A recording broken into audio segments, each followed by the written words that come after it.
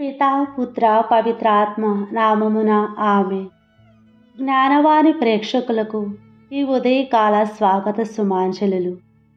ఈరోజు మనము ధ్యానించుకోబోయే అంశము ఎస్తేరు ప్రార్థన. ఎస్తేరు పర్షియా రాజ్యమునకు రాణిగా నియమింపబడిన పిమ్మట మొర్దెకై రాజ్య వ్యవహారములను పరిశీలించు ఉద్యోగిగా నియమింపబడి ప్రాసాదమున పనిచేయుచుండెను.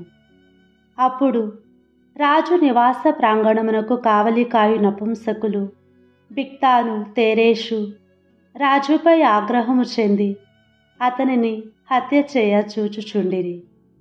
మొర్దెకై ఈ సంగతిని పసిగట్టి ఎస్తేరునకు తెలుపగా ఆమె రాజునకు విన్నవించెను. రాజు నపుంసకులను పరీక్షించి చూడగా ఆ ఆరోపణము నిజమేనని తేలెను. కనుక ఆ ఇరువురిని ఉరితీయించిరి.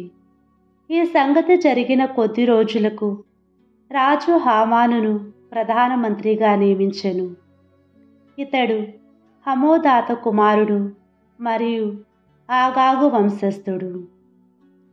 ఆస్థానమునందలి ఉద్యోగులెల్లరూ హామానునకు మోకరిల్లి దండము పెట్టవలేనని రాజు కట్టడ చేసెను.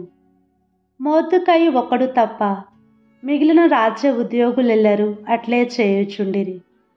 మొర్దెకై తనకు మోకాలు వంచి దండము పెట్టుట లేదని గ్రహించి హామాను మండిపడెను. హామాను మొర్దెకై యూదా జాతికి చెందినవాడని తెలుసుకొని అతనిని మాత్రమే వధించినా చాలదని అహేష్వరోష్ సామ్రాజ్యము నుండి ఆ జాతినెల్లా రూపుమాపవలేనని నిశ్చయించుకొనెను. ఈ సమయములో యూదుల పతనము గురించి రాజప్రాసాదములోనికి పోయి రాజునకు విన్నవించుకోలేక మొర్దెకై యొక్క కోరికను తీర్చలేక ఎస్తేరు ఎంతో మనోవేదన అనుభవించింది. ఆ సమయంలో ఎస్తేరు రాణి మరణ భయము వలన కృంగిపోయి ప్రభువును ఆశ్రయించెను. శోక వస్త్రములను ధరించి ఇజ్రాయేలు అయిన ప్రభువునకు మొరపెట్టెను. ప్రభు, నీవే మా రాజువు, మమ్ము జ్ఞప్తికి తెచ్చుకొనుము. నీ బల సామర్థ్యము చూపి ఆపదలో చిక్కిన మమ్ము ఆదుకొనరమ్ము. ప్రభు, నీవు అందరికంటే బలవంతుడవు. ఈ దీనుల మొరలు ఆలింపుము. దుష్టాత్ముల నుండి మమ్ము కాపాడుము. ప్రియ సహోదరి సహోదరులారా, ప్రార్థన అనేది వ్యక్తిగత జీవితం, ఆధ్యాత్మిక ప్రగతి మరియు దేవునితో సంబంధాన్ని ప్రతిబింబించేది.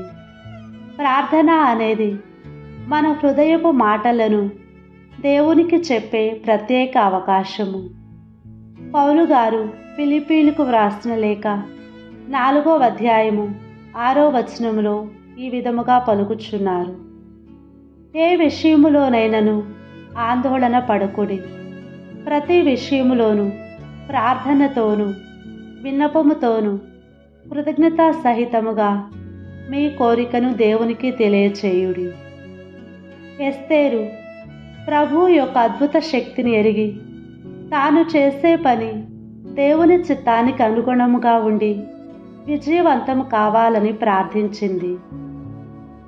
రాజు ముందుకు వెళ్ళి మాట్లాడటానికి కావలసిన ధైర్యం కోసం రాజు హృదయములో తన పట్ల కరుణ కలగాలని ప్రార్థించింది. ఈ ప్రార్థన ద్వారా ఎస్తేరుకు దేవునిపై ఉన్నటువంటి దృఢ విశ్వాసము, వినయము మరియు దేవునిపై ఆధారపడటం గురించి వెల్లడి అగుచున్నది. ఓ కీర్తనాకారుడు ఇలా పలుకుచున్నాడు: ప్రభువు తల్లి పక్షిలా నిన్ను తన రెక్కలతో కప్పుతాడు. అతని రెక్కల క్రింద నీవు సురక్షితముగా ఉండిపోతావు. అలాగే మనం దేవునితో సహవాసము చేసినప్పుడు అలాంటి సహవాసము మనం విశ్వాసముతో ఇతరులను రక్షించటానికి తోడ్పడుతుంది. ప్రార్థన ప్రభుని ఆశ్రయించు విధానము.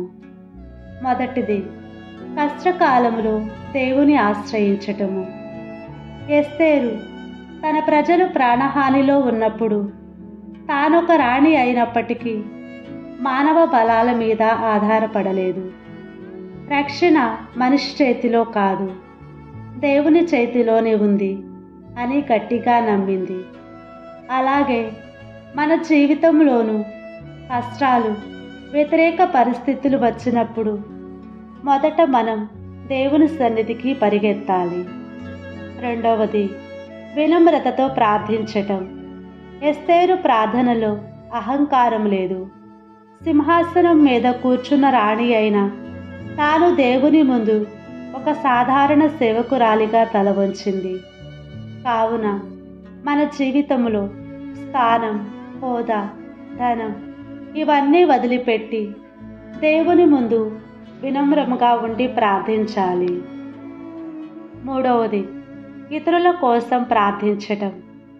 ఎస్తేరు తన వ్యక్తిగత సురక్షిత జీవితాన్ని మాత్రమే ఆలోచించలేదు.